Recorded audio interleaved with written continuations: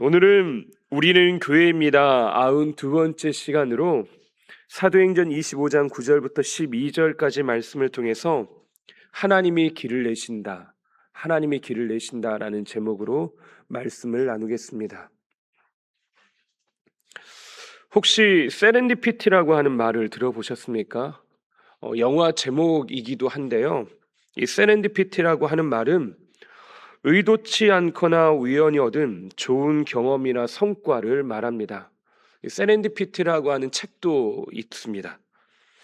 이 세렌디피티라고 하는 이 단어가 사용될 때 예로 사용되어지는 유명한 예가 하나 있습니다. 그것이 바로 포스트잇이라고 하는 종이인데요. 제가 그거 하나 모르실까 봐 가지고 나왔습니다. 뭔지 아시겠죠? 이렇게 해서 쫙 떼었다가 이거를 딱 이렇게 붙이면 붙었다가 또 떼졌다가 또 다 붙였다가 할 수 있는 그런 종이, 포스트잇을 말합니다. 근데 이걸 만들 때요, 처음 접착제를 만드는 유명한 회사에서 연구원이 절대 떨어지지 않는 접착제를 만들려고 연구를 하다가 원료를 배합하는 실수가 좀 있었나 봅니다.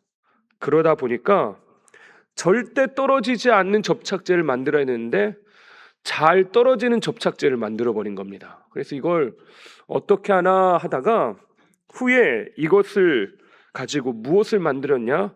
이걸 종이 뒷면에다가 발라서 뗐다 붙였다 하는 용도로 사용하는 것으로 그 쓸모를 바꿨다고 합니다. 의도하지는 않았지만 우연하게 그 일들이 일어났다는 겁니다. 근데 우리의 삶에요, 이런 예들은 참 많습니다. 내가 의도하지 않았는데 내 생각 외에 새로운 일들이 내 삶에 일어나는 것. 우리가 예수 믿는 것도 그런 것 같습니다. 여러분들이 예수 믿는 걸 의도하면서 믿으신 분들이 과연 얼마나 될까라는 생각이 듭니다. 근데 믿다 보니까, 교회 다니다 보니까 내 삶이 전혀 다른 모양으로, 전혀 다른 모양새로 내 삶이 변화된 것들을 우린 경험하게 돼요. 본래 의도한 바와 상관없이 다른 방향으로 우리의 인생이 바뀌어지는 것들을 경험합니다. 우리가 읽은 말씀을 보면 오늘 우리가 읽은 말씀이 바로 그런 예 중에 하나가 아닐까라는 생각이 듭니다.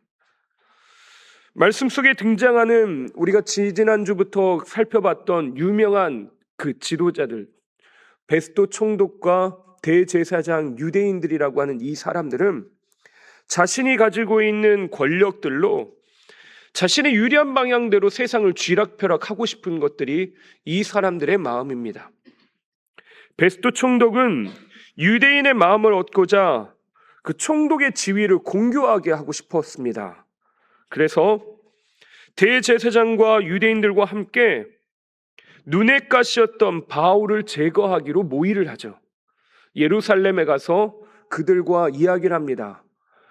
내가 이제 가이사르 곧 있으면 내려갈 텐데 거기에 내려가면 여러분들이 재판을 해주십시오. 고소를 해주시면 내가 이 바울을 재판정에 세워놓고 여러분이 원하는 대로 하겠다. 근데 대제사장과 유대인들에게는 딴 마음이 있죠. 베스도가 가이사랴에 있던 이 사람을 예루살렘으로 데리고 오기만 한다면 그 오는 도중에 바울을 처리하겠다라고 하는 생각들을 가지고 있었습니다. 저마다 자신들이 가지고 있는 목표, 자기가 가지고 있는 권력들, 이 생각들을 가지고 저마다의 방식들로 접근했습니다. 바울은 지금 수세에 몰려 있는 것이 분명합니다.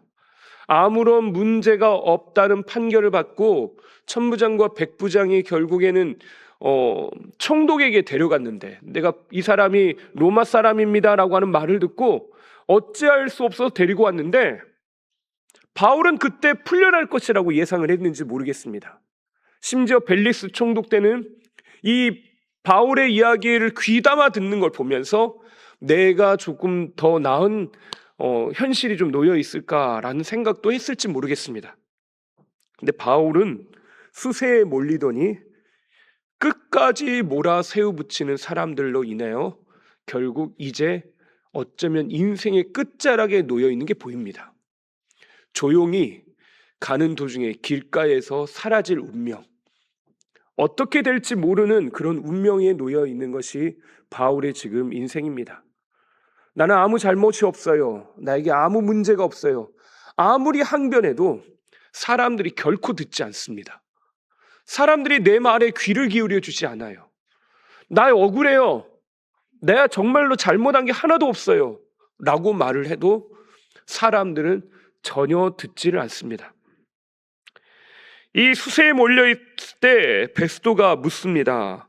9절에 우리가 읽었던 말씀을 함께 읽어볼까요? 베스도가 유대인의 마음을 얻고자 하여 바울더러 묻되 내가 예루살렘에 올라가서 이 사건에 대하여 내 앞에서 신문을 받으려느냐. 앞서 말씀드린 것처럼 이미 유대인들과 이야기를 말을 맞춰놨기 때문에 예루살렘으로 가기만 하면 이제 내가 이 바울에 대한 어떤 마음의 짐들, 내가 이것 때문에 이 사건이 지금 계류되어 있고 2년 동안 계류되어 있고 심지어 로마인이 연루되어 있는 이 사건, 이것을 한순간에 해결할 수 있을 것이라고 생각하고 정치적인 수단을, 방법을 쓴 거죠.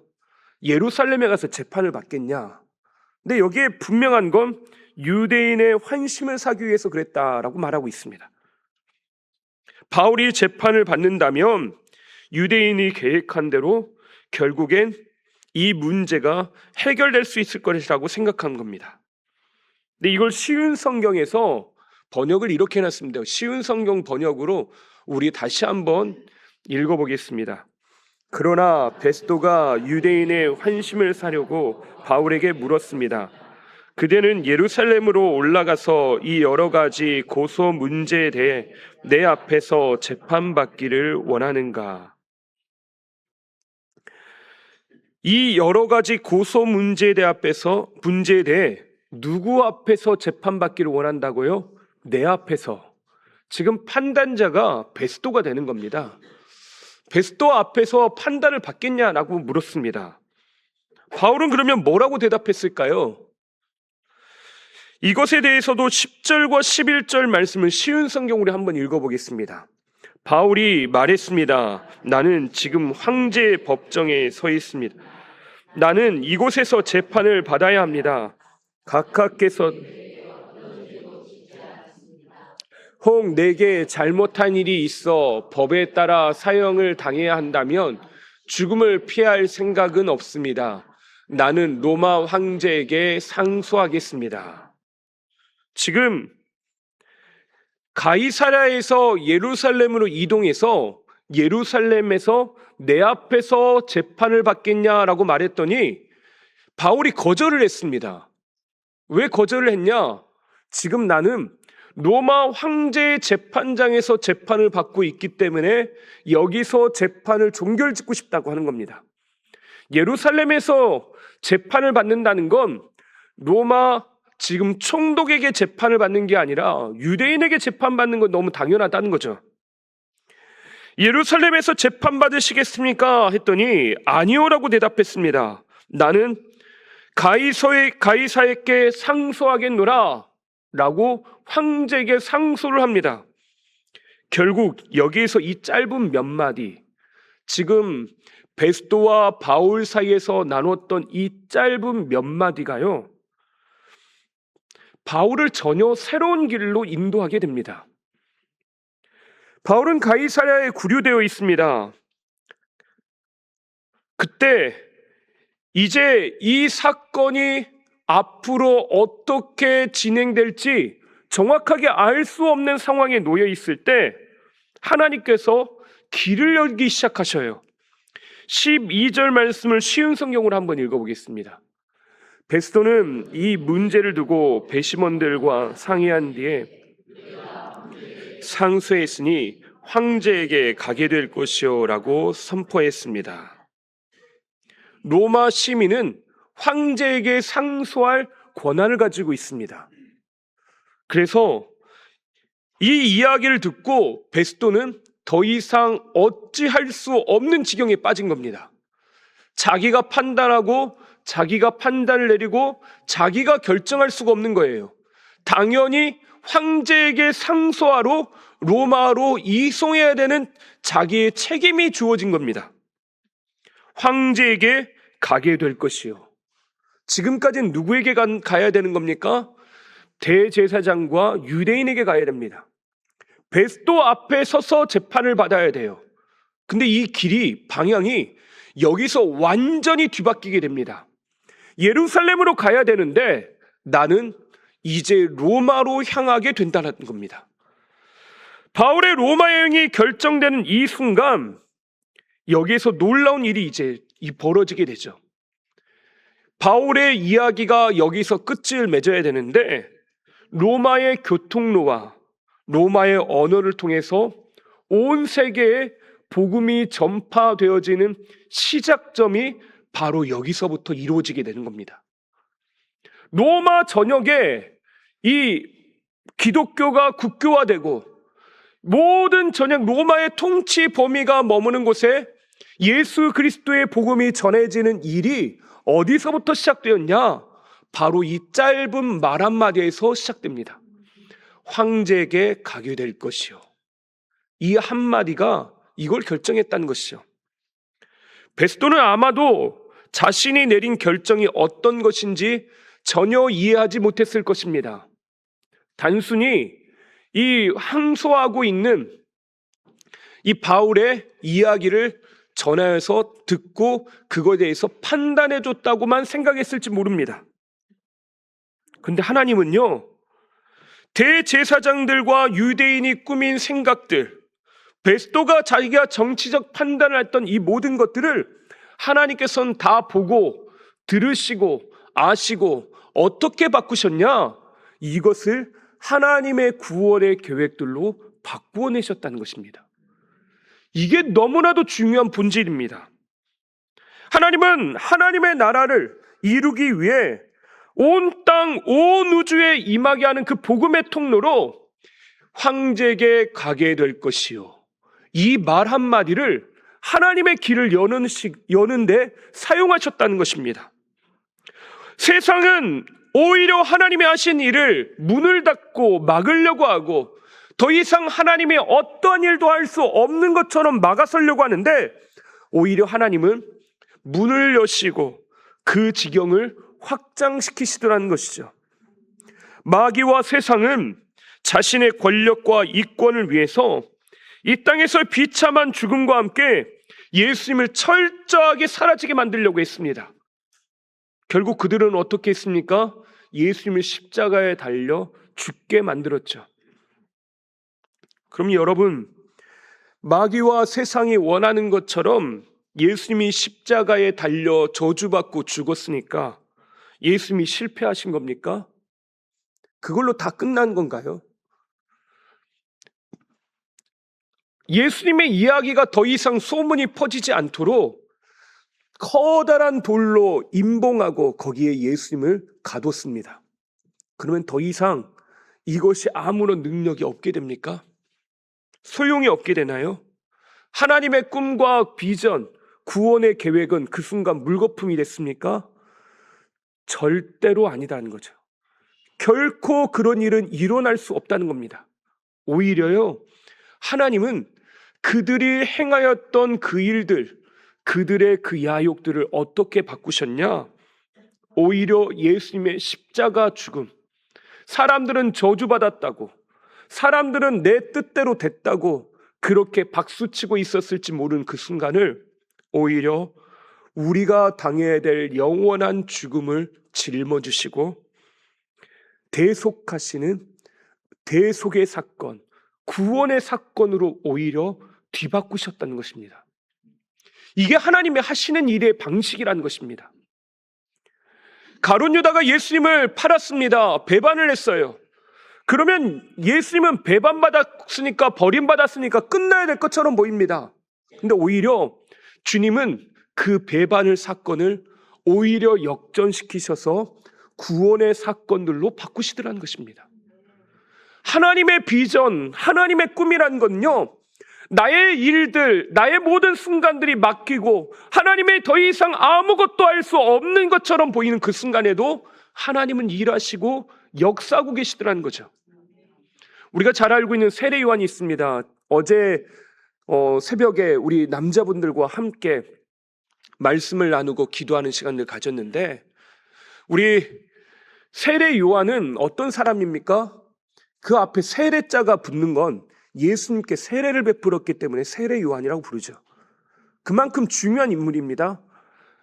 이 세례 요한은 고위 관료들, 종교 지도자들에게 쓴소리를 거침없이 할 수 있는 그런 사람입니다. 말을 마음껏 할 수 있는 그런 사람이에요. 그리고 예수님 앞에서 예수님을 바라보면서 뭐라고 하냐? 보라, 세상 죄를 짊어지시는 어린 양이다 라고 말을 해요.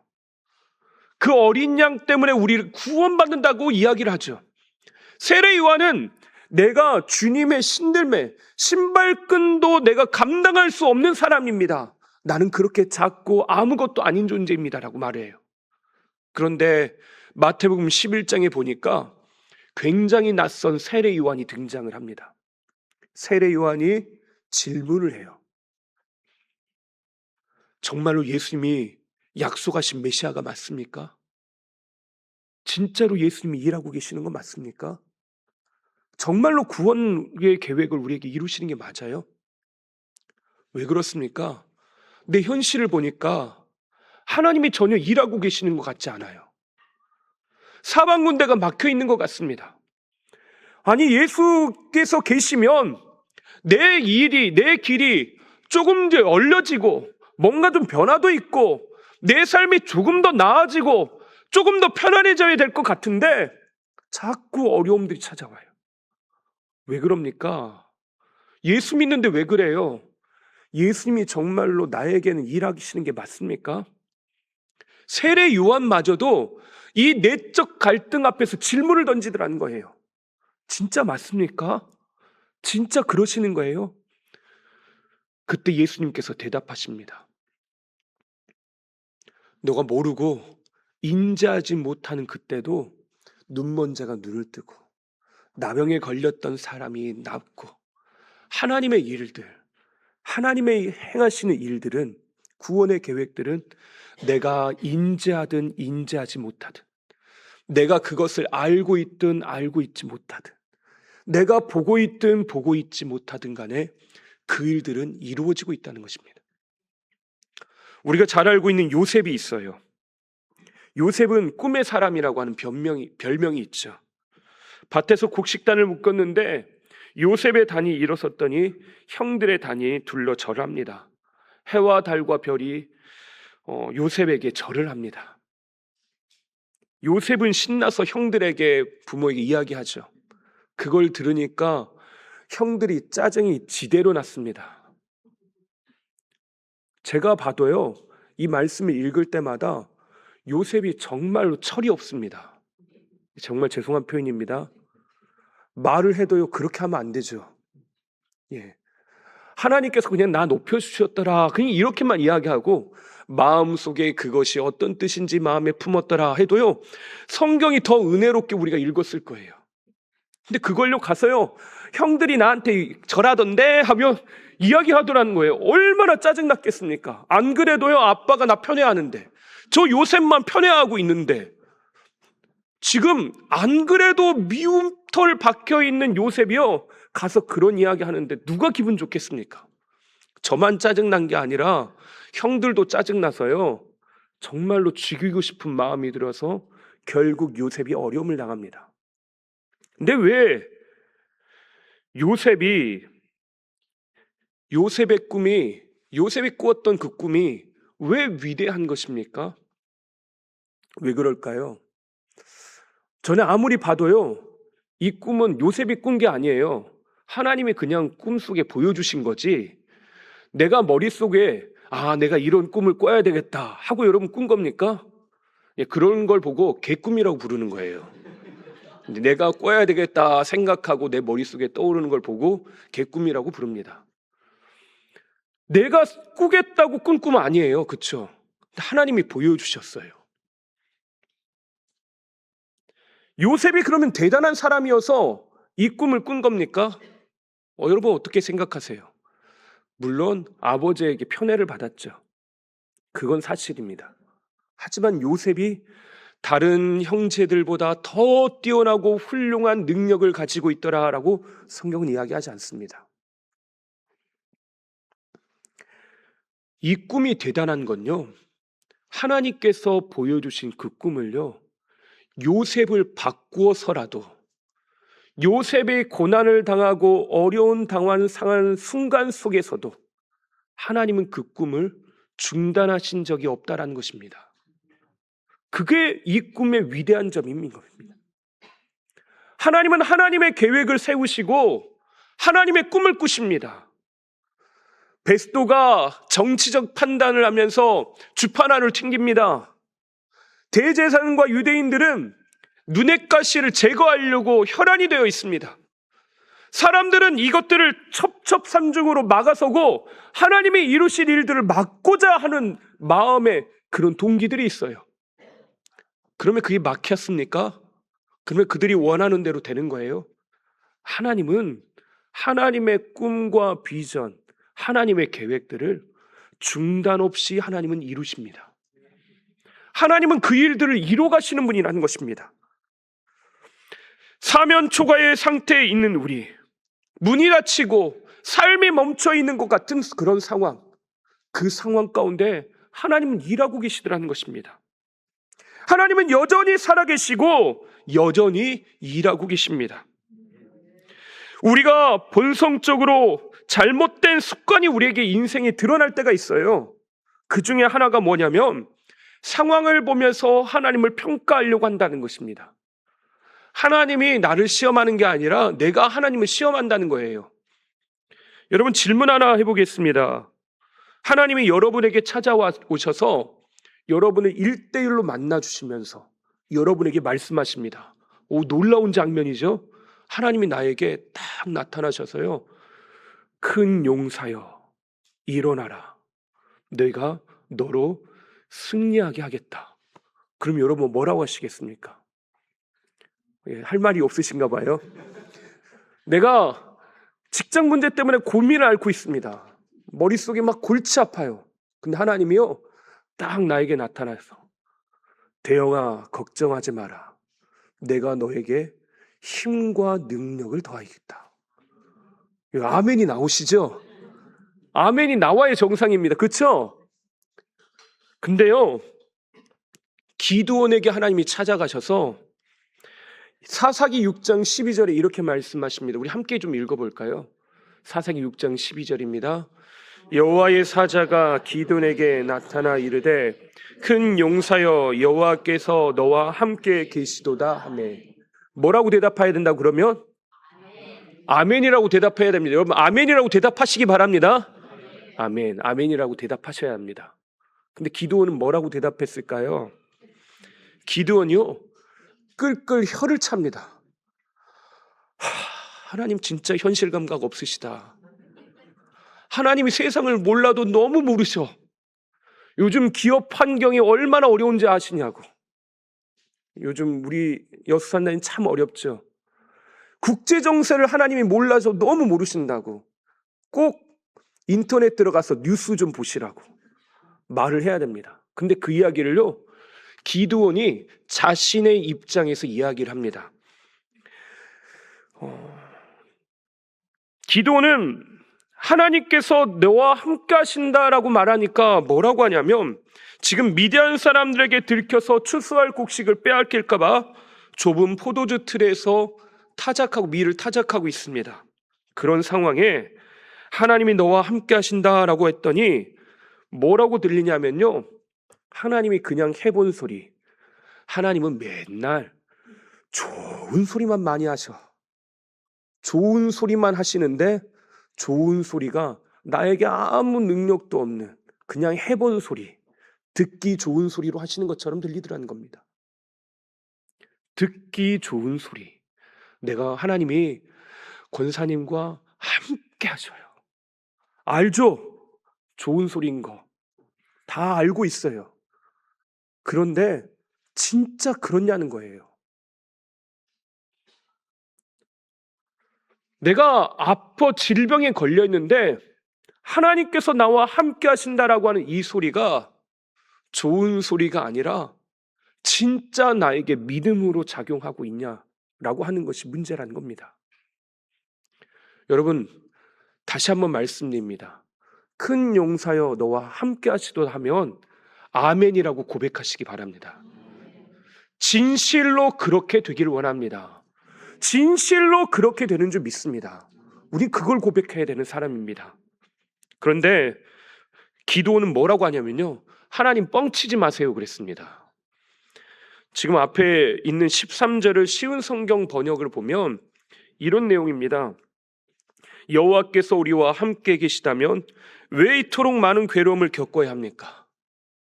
하나님 왜 내가 이렇게 삽니까? 물었다는 거예요. 하나님 왜 내가 이렇게 힘들게 살아야 되는 거죠? 답이 안 나올 것 같습니다. 권사님 하나님은 함께 계셔요 라고 했더니 목사님 그러면 나 왜 이렇게 힘든데요? 라고 질문했다는 거예요. 여호와께서는 지금 우리를 버리셨습니다. 이게 기도원의 대답이에요. 솔직한 우리의 심정이더라는 겁니다. 그랬더니 하나님이 재차 말씀하십니다. 14절을 또 쉬운 성경으로 보면요, 내가 너를 보낸다. 이 문제를 이겨내고 견뎌내고 이 문제를 해결할 수 있는 유일한 해결책으로 내가 너를 보냈다. 내가 너에게 힘을 주고 능력을 주고 이걸 견뎌내고 이겨낼 수 있는 힘을 줄 거야. 하나님이 그렇게 말씀하십니다. 그러면 또 어떻게 대답해야 됩니까? 예, 다시 한번 해보겠습니다. 아멘. 아멘이라고 대답하셔야 됩니다. 그런데 또 기도원이 뭐라고 했을까요? 하나님, 뻥이 너무 심하십니다. 왜 뻥이 심하다고 하냐? 15절에 또 쉬운 성경에 보면 기도원이 또 반박을 합니다. 저는 제 집안 사람에서도 가장 보잘것없는 사람입니다.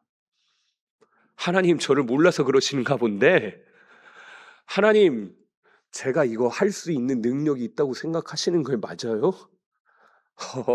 하나님 저를 몰라도 너무 모르시네요. 하나님 저 지금 얼마나 힘든지 알고 계십니까? 제가 어떻게 고민하고 있는지 하나님 알고는 있으신 거 맞으세요? 하나님이 저처럼 안 살아봐서 모르시는 거예요. 저 얼마나 힘든 줄 아시냐고.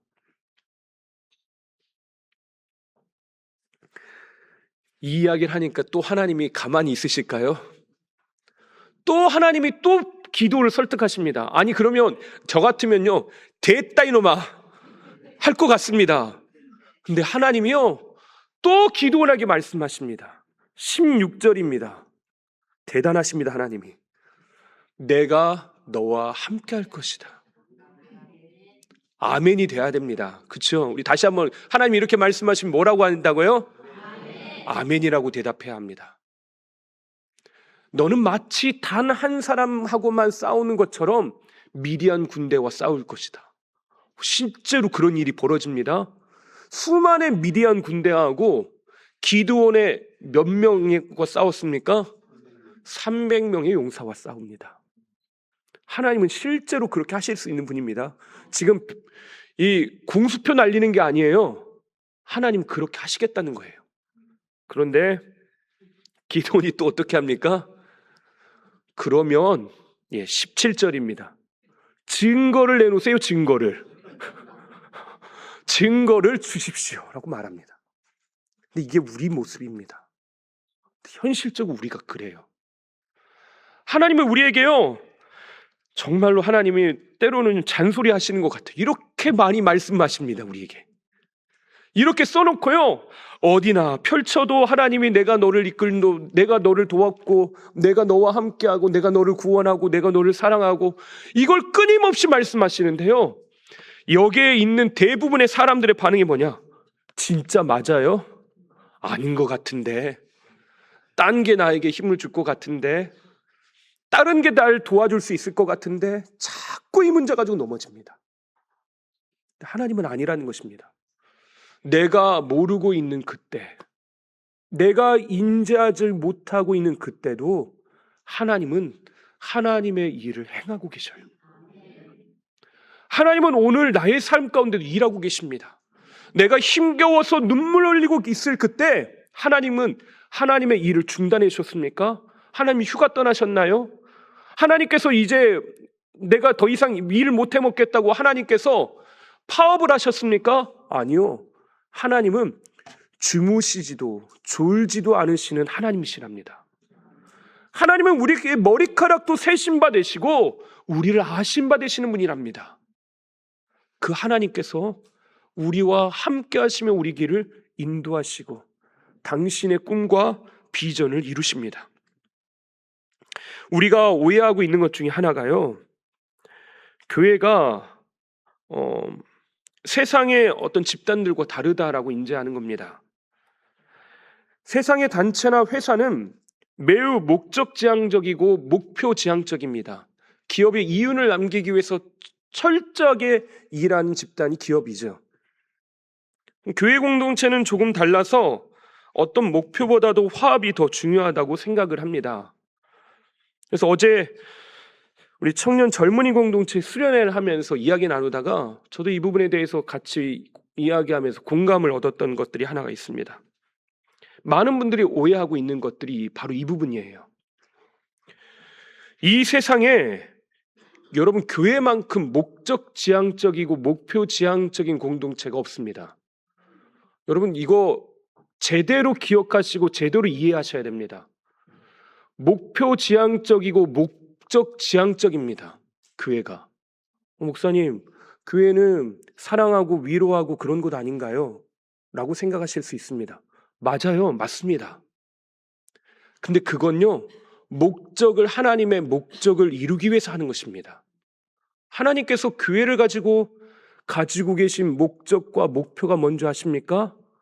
모든 민족을 구원하고 하나님을 아는 백성으로 만들어가고 주께서 베푸시는 구원의 은혜가 이 교회 공동체 안에 임하는 것. 하나님은 이 분명한 목적을 가지고 우리를 교회 공동체로 부르셨습니다.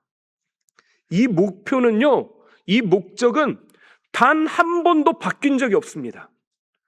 이 세상에 주님께서 이 땅을 만드신 것부터 지금 주님 다시 오시는 그때까지 변함이 없습니다. 교회의 머리 되신 하나님께서요, 알파와 오메가 되셔서 처음과 나중을 하나님께서는 처음부터 끝까지 계획하시고 하나님은 그 길을 향해서 그 목표와 하나님의 비전을 향해서 오늘도 그 카이로스의 시간을 이루어가고 계십니다. 하나님은 분명히 그 목적을 이루기 위해서 오늘도 그 일을 향하셔요. 근데 머리 되시는 주님, 다시 말해요, 우리의 리더, 우리의 대장 되시는 그 주님이요, 우리의 교회의 머리가 되신다면 우리는 어떻게 해야 되는 겁니까? 그걸 따라가는 겁니다. 그 일을 이루는 것이에요. 교회 공동체가 분명히 나아가야 될 목적과 방향이 있는데 그건 하나님입니다. 그래서요, 성경은 반드시 우리에게 이야기해요. 하나님을 향한 시선을 놓치지 말아라. 하나님을 향한 방향을 놓치지 말아라. 어느 때든지 하나님을 바라봐라. 오늘날 너희에게 베푸시는 하나님의 구원을 보라라고 우리에게 요청하십니다. 눈앞에 홍해가 떡하니 놓여 있고 우리의 뒤에 바로의 군대가 쫓아올지라도 거기에 방향과 목적, 목표, 지금 어떻게 살아남을까? 지금 현실 인식, 거기에 목적을 두지 말고 어디에다가 마음을 두라는 겁니까? 하나님 나라와 그분의 뜻을 향하여 우리의 목적과 방향을 두라고 요구하고 계시는 거예요. 이것이 하나님께서 가지고 계시는 것입니다. 근데 자꾸 착각하는 것이요, 내가 하나님보다 내가 더 이 세상을 더 잘 판단하고 이 세상을 해결할 방식들을 더 잘한다고 생각을 합니다. 그래서 자꾸요, 이 하나님의 목적과 방향에서 하나님이 방해된다고 치워버려요. 하나님은 아니라는 거죠.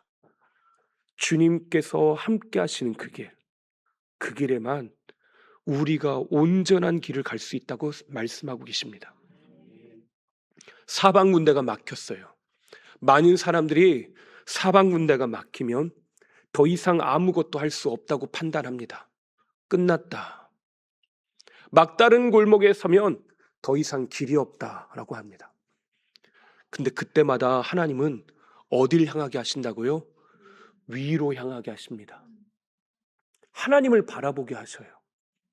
그러면 뭐가 보여요? 보이지 않던 길이 보입니다. 여전히 일하시고 역사하시는 하나님이 보이시는 겁니다. 여러분, 하나님은 오늘도 살아계십니다. 하나님은 여전히 살아 역사하십니다. 하나님은 오늘도 일하고 계십니다. 하나님은 오늘도 당신의 구원을 우리 가운데 베풀고 계십니다. 하나님은 오늘도 우리의 삶을 인도하시고 이끌고 계십니다. 여러분, 이것을 믿으시길 바랍니다. 큰 용사여, 오늘 내가 너와 함께하노라 라고 말씀하실 때 아멘으로 대답하시면서 그 주님과 따라가시는 저와 여러분 되시길 바랍니다. 하나님께서 오늘도 우리의 길을 인도하시고 이끌고 계십니다. 아무것도 아닌, 누구도 기대할 수 없었던 이제 길이 막힌 것 같은 그 상황에 황제에게 가게 될 것이다, 이 말 한마디가요, 새로운 구원의 길을 열고 온 땅 가운데 복음이 전해지고 오늘날 우리에게까지 이 복음이 전해지는 통로가 되었던 것처럼 하나님은 오늘 우리가 경험하고 있는 무수한 일 가운데도 일하고 역사하고 계십니다. 이 하나님을 신뢰하면서 오늘 살아가시는 저와 여러분 되시기를 주님의 이름으로 축원합니다. 기도하겠습니다. 하나님 아버지, 하나님이 꿈꾸시는 것들, 하나님의 비전이 오늘도 우리 가운데 이루어지고 있는 줄 믿습니다. 우리의 가정과 일터, 모든 삶의 터전, 우리의 자녀들과 또 어린이부터 노년에 이르기까지 온 세대와 온 교회 가운데 하나님께서 일하시고 역사하고 계신 줄 믿습니다. 하나님의 일이 오늘도 우리 가운데 이루어지고 있는 줄 믿습니다. 하나님, 주의 일이 우리 가운데 이루어지게 하여 주시옵소서. 오늘도 역사하시는 하나님, 동행하시는 하나님, 주의 구원이 우리 가운데 이루어지게 하여 주시옵소서. 오늘도 일하시고 역사하시는 그 하나님을 신뢰하고 믿음으로 따라가는 우리 모든 성도들 되게 하여 주시옵소서. 감사하며 예수님의 이름으로 기도하옵나이다. 아멘.